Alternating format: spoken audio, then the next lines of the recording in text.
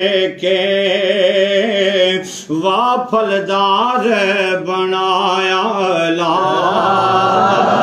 الہ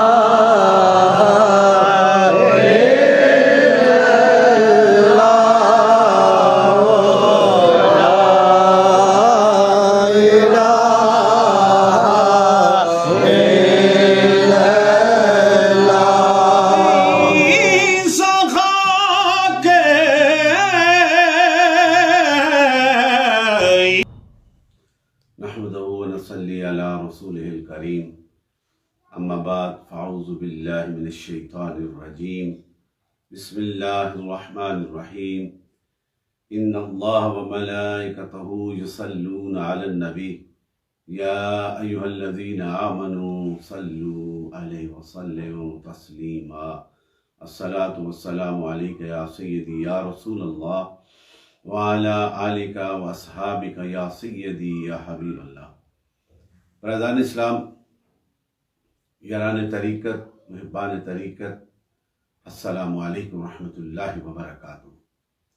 الحمدللہ، اللہ تعالیٰ کے خاص کرم، نبی رحمت، نور مجسم، کائنات کے والی، سید المرسلین، خاتم النبیین، حضرت محمد مصطفیٰ صلی اللہ علیہ وسلم کی نظر کرم سے آج 11واں رمضان المبارک افطار سے پہلے تمام یاران طریقت کی بارگاہ میں حاضری دینے کا شرف اور یہ مبارک گھڑیاں جو رمضان المبارک کی گزر رہی ہیں، میرے دوستو، یہ بہت بڑی ایک نعمت اور برکت ہے۔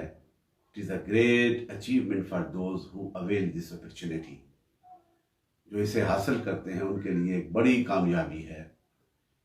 اور پہلے 10 روزے جو عشرہ رحمت کے گزرے، الحمدللہ بڑے احسن طریقے کے ساتھ روزے بھی رکھے، راتوں کو جاگتے بھی رہے، قرآن پاک کی تلاوت بھی کی اور کر رہے ہیں۔ مولا کریم جتنے بھی میرے ساتھی دیکھنے والے، انہیں بھی یہ توفیق دے اور وہ بھی ان جذبوں کے ساتھ، ایمانی قوتوں کے ساتھ اس عہد وفا میں شامل ہو کر اس ذکر و فکر کی برکات اور اس کی لذتوں سے انہیں بھی اور ہمیں بھی آشنائی عطا فرما۔ آج کیونکہ 11واں روزہ ہے اور اس کے حوالے سے جو برکتوں کے فیضان عام ہیں، آسمانوں کے دروازے کھلے ہیں، جنت کے دروازے کھلے ہیں، جہنم کے دروازوں کو بند کر دیا گیا، شیطان کو پابند سلاسل کر دیا گیا، پھر یہ کتنی بڑی رحمت ہمیں میسر آ رہی ہے۔ میرا رب اعلان کرتا ہے، مغفرت کی اعلان ہو رہی ہے۔ اب دوسرا عشرہ شروع ہے مغفرت والا۔ اپنی اپنی مغفرت کروا لیں، اپنے گناہوں کی معافی کروا لیں، اپنے سوچوں کو پاک کر لیں، اپنی راتوں کو جاگ کر اللہ کی بارگاہ میں گڑ گڑا کر یہ دعا کر لیں کہ مولا کریم اس مغفرت والی گھڑیوں میں ہمیں بھی شامل فرما لے، ہمارے گناہوں کو معاف فرما دے، ہماری ایروگنس اور ہمارے تکبر اور پراؤڈنس کو ختم کر دے، ہماری انانیت کو مٹا دے، ہمارے دلوں میں محبت رسول کے فیض کو عام فرما دے۔ اور جب یہ عہد کر کے یہ 10 دن گزاریں گے، ان دن میں بھی، راتوں کو بھی، میرا رب جو اعلان کرتا ہے کوئی بخشش والا، ہے کوئی انعام حاصل کرنے والا، مولا کریم ہمیں بھی وہ بخشش اور انعام میسر فرما دے۔ میرے دوستو، یہ عہد کرنا ہے، آپ نے بھی ان گھڑیوں کو غنیمت جاننا ہے، اور ان جو زندگی اللہ تعالیٰ نے یہ بڑی نعمت عطا کی ہے، بولنے کا طریقہ اور سلیقہ سکھایا گیا ہے، پڑھنے کا ذوق دیا گیا ہے، باتوں کو اپنے دل میں بسا کر اس نیک پیغام کو جو میرے رسول نے 1400 ایئرز اگو مکہ کی سرزمین پہ بسنے والوں کے دلوں میں اجاگر کیا تھا، آج وہ پیغام مکہ سے نکل کر دنیا کے ہر کونے میں چھایا ہوا ہے۔ آج ہر مقام پہ، ہر ملک میں، ہر شہر میں، ہر گلی میں، ہر محلے میں میرے رسول کے چاہنے والے، حضور سے کے وفادار آج مستیوں کے ساتھ، اپنے ایمان کی قوتوں کے ساتھ، لبیک یا رسول اللہ کے نعروں کی گونج میں اپنے نبی کے ساتھ وفا کا حق ادا کر رہے ہیں۔ کوئی گستاخ کبھی اٹھتا ہے تو اسے مٹا دیا جاتا ہے، اور یہ حقیقتوں پہ ہے۔ ایمان کا تقاضا یہی ہے کہ اپنے آقا مدنی تاجدار، نور مجسم، نبیوں کے سردار، سید المرسلین وما ارسلناک الا رحمت للعالمین کے ساتھ وفا کا حق ادا کیا جائے، پھر تمہارا علم بھی اعلیٰ ہوگا، پھر تمہارا رات کو جاگنا بھی اعلیٰ ہوگا، پھر تمہارے سجدے بھی اعلیٰ ہوں گے، پھر تمہاری نمازیں بھی کامل ہوں گی، پھر تمہارے روزے بھی کامل ہوں گے، پھر تمہارے خیرات بھی کامل ہوگی۔ یہ نہ سمجھو کہ دنیا کی آسائشوں کے لیے، دنیا کی کرسیوں کو حاصل کرنے کے لیے ہم ان کے ساتھ اپرچونسٹ ہونے کی حیثیت سے ان کے قریب ہو جائیں۔ یہ تو سارے عارضی ہیں، ایک ہی رشتہ اعلیٰ ہے، ایک ہی راستہ کامل ہے، ایک ہی پیغام اعلیٰ ہے، ایک ہی عہد وفا اعلیٰ ہے، وہ اعلیٰ حضور کے دربار کے ساتھ وابستگی کا ہے۔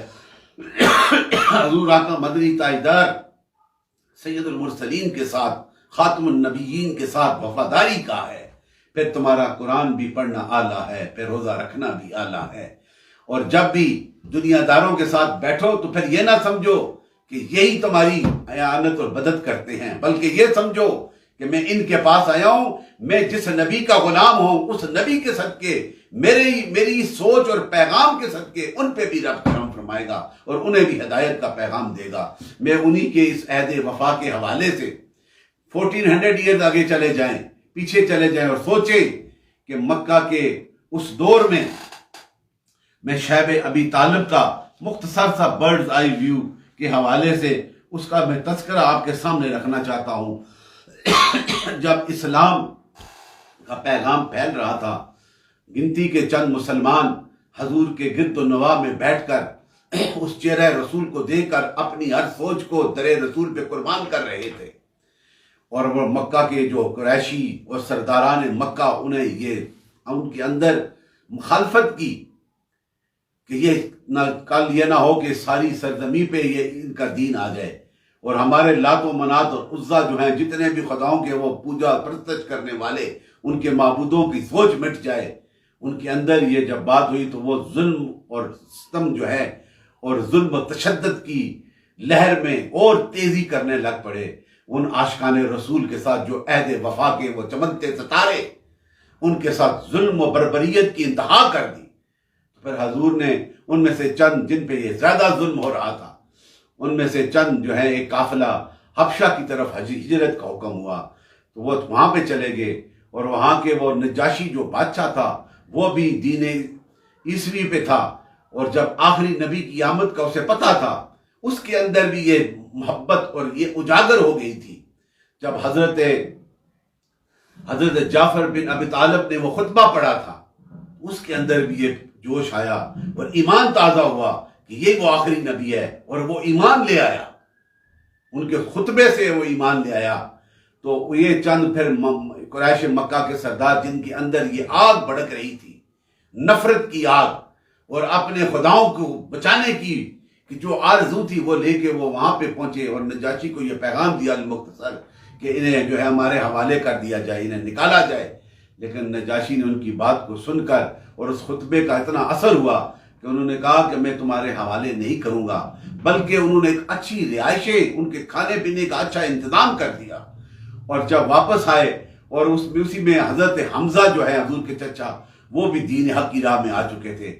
سیدنا عمر فاروق جیسا جلیل القدر صحابی جس کو اتنا مقام حاصل ہوا کہ میرے نبی کے ہاتھ ان کے لیے اٹھے تھے، اور جس کے لیے حضور کے ہاتھ اٹھ جائیں اور جن کے سینے کی طرف حضور کی نگاہ ہو جائے، ہمارا تو ایمان ہے، اس کا نام تو پھر ہمیشہ کے لیے زندہ و جاوید ہو جاتا ہے۔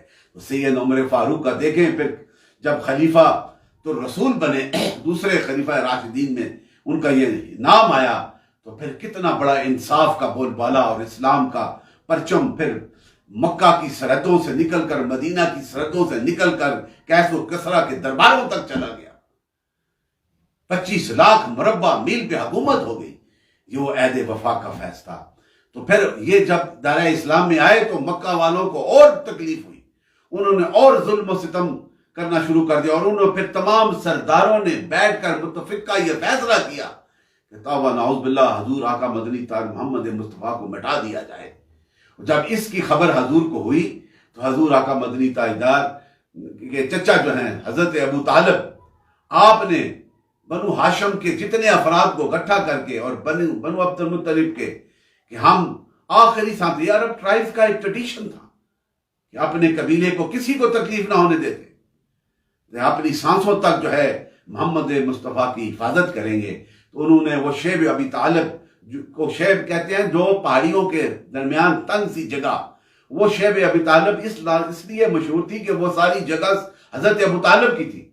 وہاں پہ آپ نے ہجرت فرمائی اور اپنے ساتھی سارے بنو ہاشم کے قبیلہ کے جتنے افراد کو لے کر 7 محرم کو شیب ابی طالب میں آپ نے قیام شروع کیا، اور یہ 3 سال تک یہ بڑا صبر آزما وقت تھا، بڑا شدت کا وقت تھا، لیکن ان عہد وفا والے انہوں نے ان کی وفاؤں میں اور میرے آقا کے اس پیغام کی صداؤں میں کمی نہ آئی، بلکہ حضور کی وہی شدت، وہی قوت، وہی ایمانی طاقت کے ساتھ 3 سال تک وہ تکالیف تو برداشت کر لی، صبر آزما تھی کہ کسی وقت پتے کھانے پڑتے تھے، گھاس کھانا پڑتا تھا، بچے بھوک سے بلبلا رہے تھے، لیکن وہ ایمان کی وہ طاقت جو تھی حضور کے سینہ مبارک میں وہ اسی طرح قائم رہی، اور سارے شیبی جو ہے بنو ہاشم انہوں نے کہا ہم آخری سانس تک محمد مصطفیٰ کا دفاع کریں گے۔ یہ وہ محبت کا اظہار تھا ان کے ساتھ۔ تو انہوں نے ان تمام باقی جو قبیلے، اور ان میں ابو لہب جو قریشی تھا وہ بھی ان سرداران مکہ کے ساتھ ملا ہوا، وہ کیونکہ وہ واصل جہنم جو ہونا تھا اس نے، وہ ان کے ساتھ تھا، اور ان سب نے لکھ کر ایک معاہدہ لکھا، اور اس معاہدے کو پھر کعبۃ اللہ کے اندر آویزاں کر دیا گیا۔ اس معاہدے کا تھوڑا سا میں اسباب جو آپ کے سامنے علامہ بلازری نے اپنی کتاب نصاب الاشراف میں یہ لکھا ہے کہ حضرت ابو طالب اپنے پیارے بھتیجے بنی ہاشم اور بنی اب مطلب کی معیت میں اس گھاٹی میں منتقل ہو گئے، اور جو شیب ابو طالب کے نام سے مشہور تھی، اور ان سب نے یہ جو معاہدہ کیا تھا جب تک ہم ان میں سے ایک فرد بھی زندہ رہا تو ہم کفار کو حضور پر دست درازی نہیں کرنے دیں گے، یہ انہوں نے عہد کیا، اور وہاں پہ یہ 3 سال تک رہے۔ اور ایک موقع پر عتبہ کی بیٹی نے، کیا میں نے اپنی قوم، ابو لہب نے کہا عتبہ کی بیٹی کو کہ اپنی قوم بنی ہاشم کا ساتھ چھوڑ کر لات و منات اور عزا کی نصرت کا حق ادا نہیں کیا؟ تو وہ کہتی ہے کہ عتبہ کی بیٹی وہ کہتی ہے کہ بے شک تو نے حق ادا کیا، لیکن انہیں کیا پتا یہ واصل جہنم ہوں گے۔ اور اسی طرح اب جب وہ دیکھا کہ ان کے پاس اس معاہدے میں، ابن کثیر نے بھی اس معاہدے کو لکھا ہے کہ ان کے ساتھ نہ کوئی سوشل بائیکاٹ کیا گیا، نہ کوئی خرید و فروخت کی جائے گی، نہ ان کے ساتھ بیٹھا جائے گا، نہ ان سے کوئی مال لیا جائے گا، نہ انہیں کچھ دیا جائے گا، حتیٰ کہ ابن کثیر نے یہ کہ نہ اپنی بچی ان میں رشتہ کے لیے دی جائے گی، نہ ان کی بچیوں کو اپنے قبیلے میں رشتہ میں لایا جائے گا، اور نہ کوئی خرید و فروخت کی چیز دی جائے گی، مکمل سوشل بائیکاٹ۔ یہ ابن کثیر نے مختصر میں نے لکھا ہے، اور اس کو لکھنے والا اس معاہدے کو منصور بن اکرمہ بن عامر تھا، اس نے یہ لکھا، اور اللہ تعالیٰ نے اس کی ان انگلیوں کو کوشش سے ان انگلیوں کو شل کر دیا جس نے وہ لکھا تھا۔ اس نے ایسی حرکتیں اس میں لکھی اس بے رحمی کے ساتھ، پھر اسے کعبہ کے اندر اپنے لفافوں میں مختلف کپڑوں میں لپیٹ کرنا کعبہ کی دیوار کے اندر لگا دیا تھا، سب نے معاہدے کے سائن کیے ہوئے تھے۔ اور پھر مکہ کے بازاروں میں بھی اعلان کر دیا، جہاں پہ یہ منڈیاں لگتی تھی وہاں پر بھی کہا کہ ان کے ساتھ سوشل بائیکاٹ ہے، انہیں نہ کوئی چیز دی جائے نہ کچھ چیز لی جائے۔ دیکھیں یہ کتنی مشکل گھڑیاں تھیں، لیکن میرے رسول کی استقامت اور صبر کو میں سلام پیش کرتا ہوں۔ ان کی برکت سے وہ سارے کے سارے 3 سال تک وہاں پہ رہے۔ اور امام سہیلی لکھتا ہے اگر کوئی قافلہ بیرون ملک سے آتا تو تجارتوں کے ارادے سے، تو انہیں بھی ابو جہل جو ہے شیطان انہیں روکنے کی، ابو لہب انہیں روکنے کی کوشش کرتے، اور یہ کہتے اگر انہوں نے کوئی چیز لی تو انہیں 10 گنا مہنگی دو، جن میں انہیں طاقت ہی نہ ہو لینے کی، یہ وہ کوشش کرتے تھے۔ لیکن ان میں سے چند رحم دل بھی تھے، آج ان کے نام بھی ہیں اور اسلام کے دائرے میں بھی وہ آئے۔ ان میں سے ایک کا نام حشان بن عمر بن عامری، وہ سر فہرست ہے جو بعد میں دین حق کی راہ پہ آ گیا، مشرف با اسلام ہوا۔ ایک بار اس نے 3 اونٹ لدے ہوئے ساز و سامان کے کھانے پینے کی چیزیں شیب ابی طالب میں جا کر پہنچائیں، اور صبح جب قریشان مکہ کو پتہ چلا، انہوں نے ران تان کی، اس نے سختی کی، تو آپ نے کہا پھر آئندہ نہیں کروں گا، لیکن ان کے اندر وہ شعلہ عشق تو تھا، اٹھ چکا تھا، جاگ چکا تھا وہ چنگاری۔ دوسری رات کو پھر 2 اونٹوں کے سامان لدے ہوئے، یہ اسباب تھے نا جو وہاں پہ اللہ کی رضا کی خاطر بیٹھے ہیں صبر و استقامت کے ساتھ شعیب ابی طالب میں۔ تو پھر جب صبح ملا تو سب نے مل کے سختی کی، اسے بڑا تنگ کیا، لیکن آپ نے انہیں مارنے کی کوشش کی، لیکن ابو سفیان درمیان میں آیا، تو پھر اس وقت اسلام نہیں لایا تھا وہ، ابو سفیان آیا اور اس نے ان کی جان بخشی کروائی۔ اسی طرح ایک دفعہ حکیم بن حزام یہ شعیب ابی طالب میں ایک آٹے کا بڑا گندم کی بوری لے کر جا رہے تھے، راستے میں ابو جہل نے روک لیا، انہوں نے کہا یہ کہاں لے کے جا رہے ہو؟ انہوں نے کہا کہ میں اپنی پھپھی حضرت خدیجہ الکبریٰ رضی اللہ عنہا کے لیے، یہ ان کا مال میرے پاس تھا، میں انہیں دینے جا رہا ہوں۔ اس نے روکنے کی کوشش کی تو اچانک ابو البختری وہاں آ گیا۔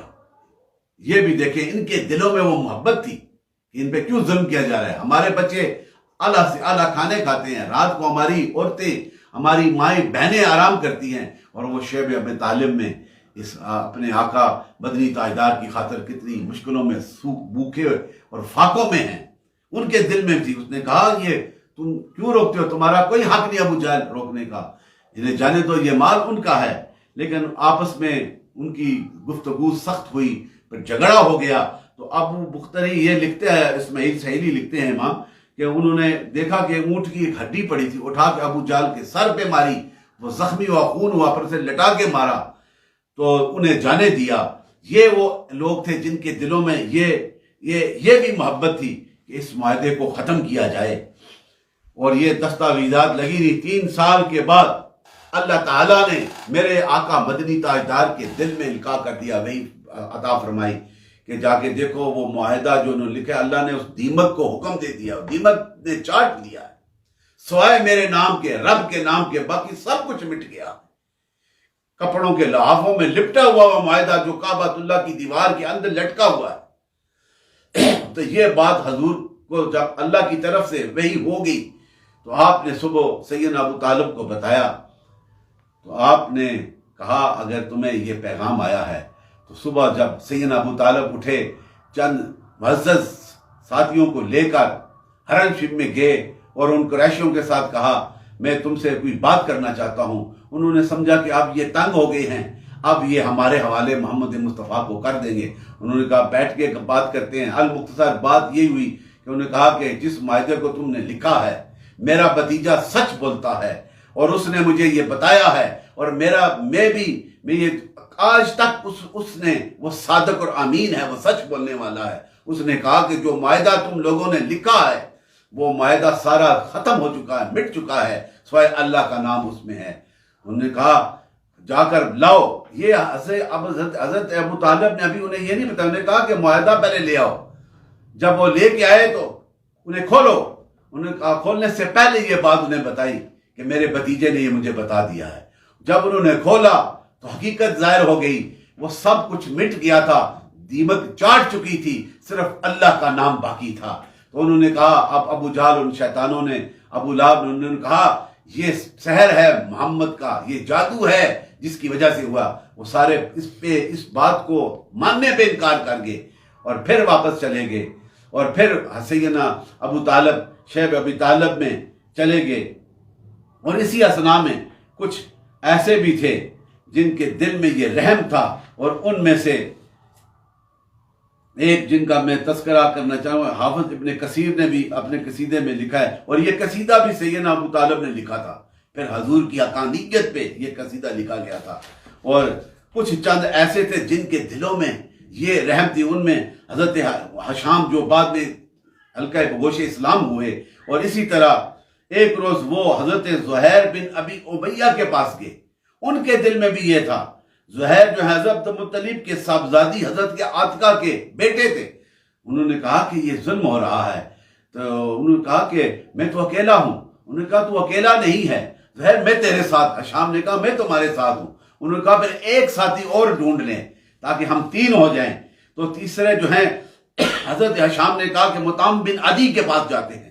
انہیں جب یہ واقعہ سنایا گیا ان کے دل میں بھی معاف کرنا رحم تھا.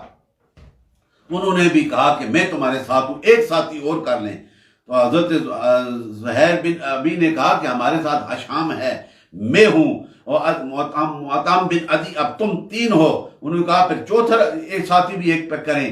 چوتھے پہ گئے تو ابو بالبختری, جنہوں نے ابو جہل کو کے سر پہ وہ ہڈی ماری تھی اور زخمی ہوا تھا, انہوں نے وہ جب گندم پہنچانے کے لیے ابو البختری نے کہا کہ میں بھی تمہارے ساتھ. اس طرح وہ 4 ہو گئے. اور پھر جب 4 کے ساتھ آگے ایک اور ان کے پاس سیدھا زمہ بن الاسود کے پاس گئے. انہوں نے کہا کہ اور ساتھی بھی کر لیں. انہوں نے کہا کہ عدی بن قیس بھی ان کے گھر گئے, وہ کہا میں بھی تمہارے ساتھ ہوں.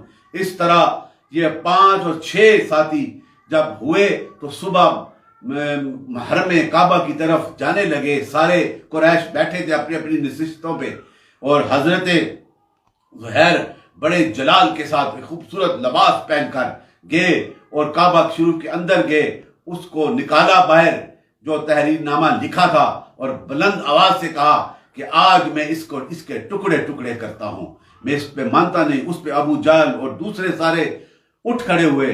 تو ان کے ساتھ یہ جو 5 تھے, انہوں نے کہا کہ یہ بالکل غلط ہے, حق پہ نہیں ہے, ہم اس معاہدے کو نہیں مانتے. اور انہوں نے ان کا ساتھ دیا اور اسے ٹکڑے ٹکڑے کر کر فضاؤں میں بکھیر دیا گیا. اور وہ خاموش, ان پہ اب قوت نہ تھی. یہ 5 اور 6 قریش کے سردار ایک طرف ہیں اور انہوں نے اسے توڑ دیا. اور اس طرح پھر حضور آقا مدنی تاجدار کا قبیلہ وہ سارے وہاں شیب ابی طالب سے باہر آئے, اور پھر اسی ایمان کے ساتھ, اسی قوتوں کے ساتھ اس پیغام کو عام کرنے شروع کر دیا گیا. میرے کہنے کا مقصد ہے شیب ابی طالب کی اس مشکل گھڑیوں میں بھی استقامت کے پہاڑ بنے رہے, اور یہ عہد وفا کو قائم رکھا. اور جس نے قائم رکھا بعد میں وہ اسلام کے دائرے میں آئے. آج ان کے نام بھی آسمان کے ستاروں کی طرح چمکتے ہوئے نظر آتے ہیں. میرے دوستو, جس نے جس دور میں حضور کے ساتھ وفا کی وہ اعلیٰ سے اعلیٰ ہوتے چلے گئے. آج بھی اس دور میں, اس رمضان المبارک کی دوسرے مغفرت والے عشرہ میں یہ عہد ہم نے کرنا ہے, اپنے آقا کے ساتھ وفاداری کرنی ہے. یہی صوفیاء کا مشن ہے. یہی دربار عالیہ موڑا شریف سیدنا بابا جی محمد قاسم مولوی نے 80 سال تک موڑا شریف میں بیٹھ کر اپنی نسلوں کو اور اپنے چاہنے والوں کے دلوں میں اس ذکر مصطفیٰ اور اس حضور آقا مدنی تاجدار کی وفاداری کا پیغام پیوست کر دیا. آج آپ کے جانے کے بعد بھی آپ کی نسلوں میں بھی یہ فیض جاری ہے. جس کا میرے کہنے کا مقصد یہ ہے میرے دوستو, جو جس دور میں حضور سے وفا کرتا ہے, they are the successfuls, they are the honorable personalities, or we should realize it. This is the right way for your success. Please try to realize it. And during the month of mercy, month of forgiveness, month of loving, month of patience, to avail every moment of this month, avail this opportunity and invite all your friends, your families. Please forgive us, and we should adopt the way of Prophet Muhammad Sallallahu Alaihi Wasallam so we become successful. And just I want to narrate one hadith, and the heading of this hadith is everything he says is from divine inspirations. And this hadith, Hazrat Muslima bin Aqwa radiyallahu ta'ala anhu relates that hadith. A man was eating with his left hand near the Prophet, Holy Prophet Muhammad Sallallahu Alaihi Wasallam. The Holy Prophet told to him to eat with his right hand. The man, with his arrogance, said, I cannot eat with my right hand. Even his right hand is normal. The Holy Prophet said to him, when he replied and he said that I cannot eat with my right hand, the Holy Prophet said to him, may you never be able to eat with your right hand.